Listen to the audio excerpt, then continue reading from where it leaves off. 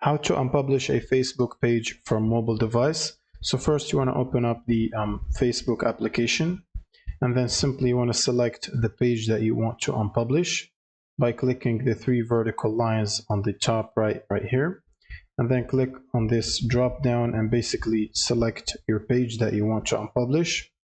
And once you are in the page, you want to open up this same menu right here.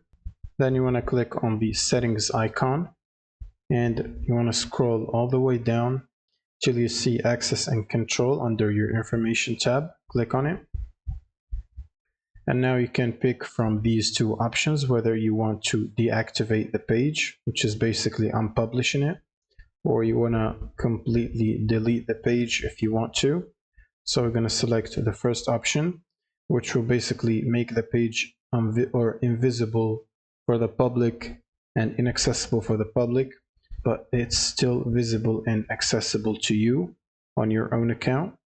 Then you want to click on continue, and then basically select this is temporary and click on continue. And then you can pick a period after which or how many days you want to reactivate the page automatically. You can also pick don't reactivate automatically, so that you can go later at any date and reactivate it if you want to.